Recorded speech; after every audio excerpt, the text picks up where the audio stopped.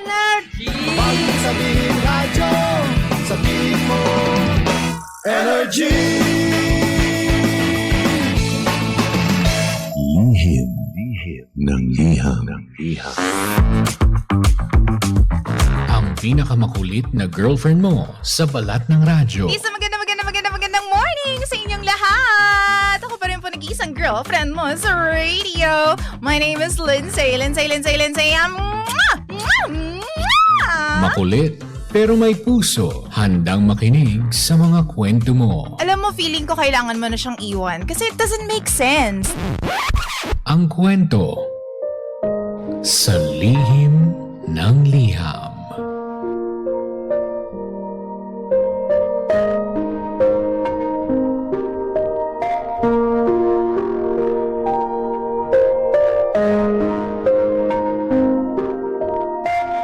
Mahal kong Lindsay.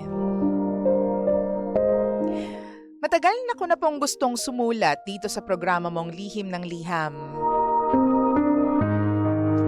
Ako nga po pala si Rain, 26 years old. Taga Mindanao po ako at isa po akong sales associate ng isang technology company. DJ Lindsay, dalaga po ako at na-in-love po ako sa maling tao. Tawagin na lamang po natin siya sa pangalang Carl.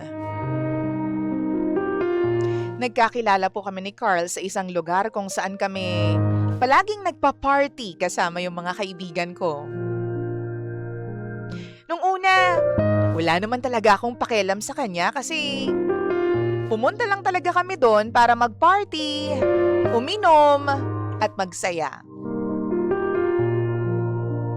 Nang biglang dumating si Carl kasama yung mga kaibigan niya. Ang sabi niya sa amin, makikishare daw sila ng table.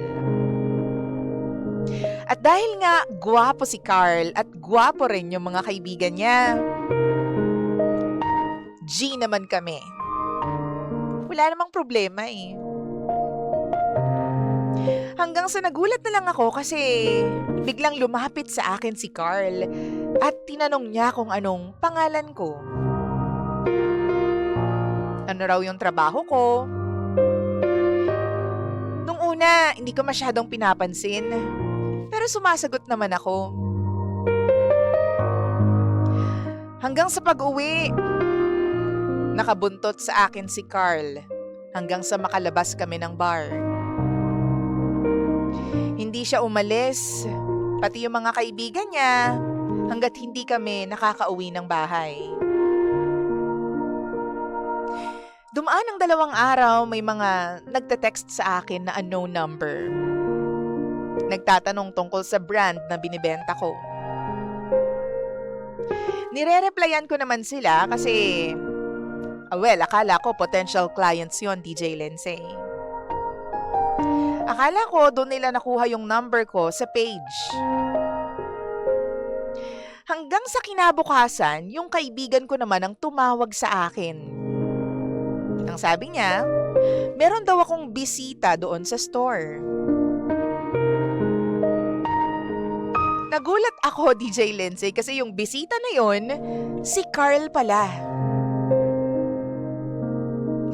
Nag-usap lamang kami saglit. Ang sabi sa akin ni Carl, in a relationship ka na pala. Sabi ko, oo. May nanligaw kasi sa akin noon, pero di naman kami nagkikita. Parang sinagot ko lang siya para lang masabi na may jowa ako. Akala ko hindi na magpaparamdam si Carl sa akin after noon, DJ Lindsay.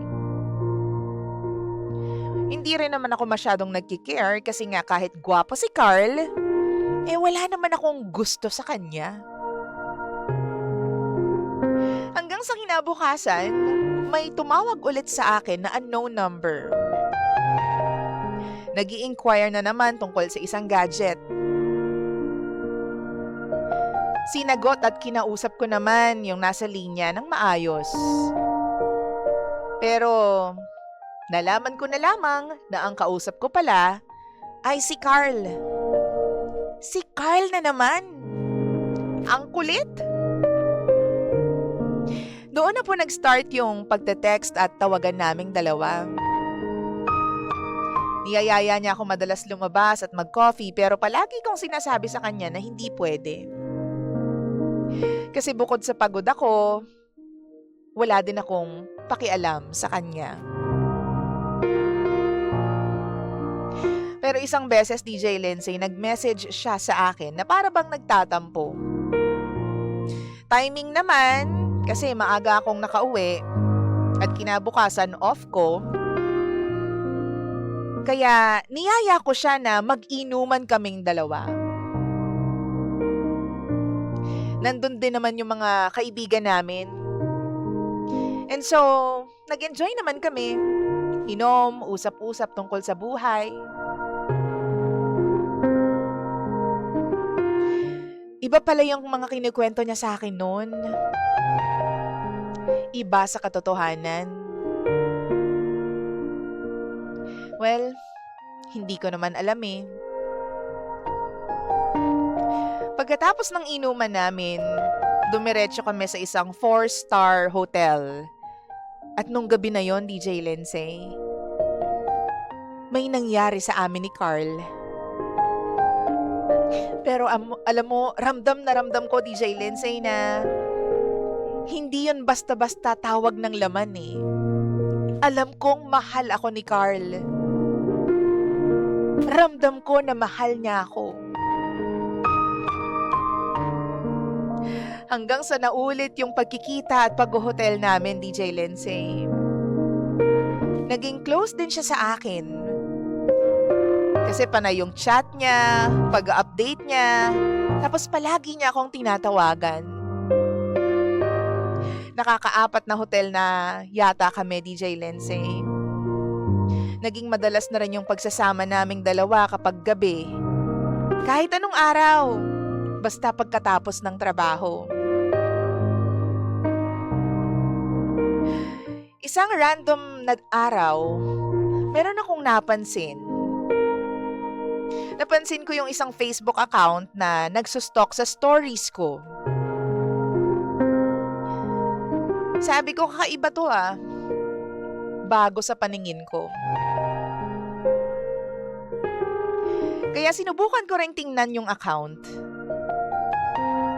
To my surprise, DJ Lindsay, nakita ko na parang may kamukha siya sa isang post na litrato. May kasamang bata at asawa.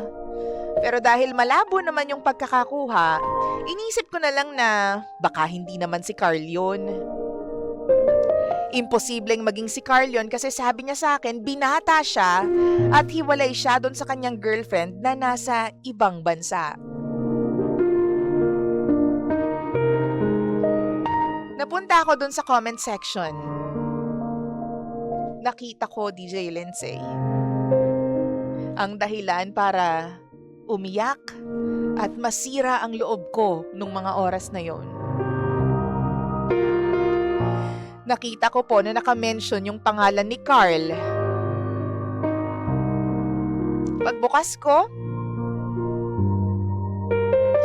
tama nga ang hinala ko. Si Carl. Si Carl na kailan ko lang nakilala. Si Carl na matagal na palang may asawa.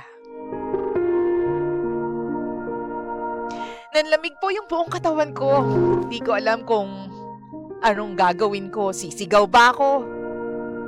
Kasi hindi po ako makapaniwala, DJ Lindsay, na yung lalaking minahal ko ng buong buo, binigyan ko ng access sa buhay ko, ay may pamilya na pala. Sobrang nasaktan po ako, DJ Lindsay. Kasi lahat pala ng sinabi niya sa akin ay puro kasinungalingan. Nung oras na yun, lumabas ako. Umalis ako kahit na meron akong trabaho. Pumunta ako dun sa lugar kung saan kami nag-inuman ni Carl nung una kaming lumabas. Hindi ko alam, sinundan pala ako ng kaibigan ko doon. Tinanong niya ako kung ano bang problema ko. Bakit daw ako solong umiinom? Hindi ko na napigilan, DJ Lindsay. Umiyak na ako dun sa friend ko. Sinabi ko sa kanya lahat ng nalaman ko. Pati yung mga screenshots. Pinakita ko sa kanya. Hindi ko na napigilan yung paghagulgul ko. Ang hindi ko alam, tinawagan pala ni Carl yung friend na yon namin. Narinig ko rin yung usapan nila. Ang sabi ng kaibigan namin, alam na ni Rain ang lahat. Hindi raw makasagot si Carl. Sabi pa ng kaibigan ko, mag-usap kayong dalawa. Napakabilis. Pumunta si Carl. Nagkita kami. At nagpaliwanag siya sa akin. Alam mo yung wala na akong maramdaman noon, DJ Lindsay, kasi parang hindi talaga ako makapaniwala sa mga nangyayari. Pero yun ang realidad. Ilang araw akong hindi makatulog. Ang sakit sa dibdib. At hindi ko pa rin alam kung ipagpapatuloy ko ba, DJ Lindsay. Hanggang ngayon, litong-lito pa rin po ako. Kasi mahal ko po si Carl. Pero paano naman yung pamilya niya? Hanggang kailan po ba kami magiging ganito? Sobrang hirap, DJ Lindsay. Sana po may maipayo kayo sa isang tulad kong nagmahal at nagtiwala sa maling lalaki. Muli ako si Rain at ito ang lihim ng aking liham.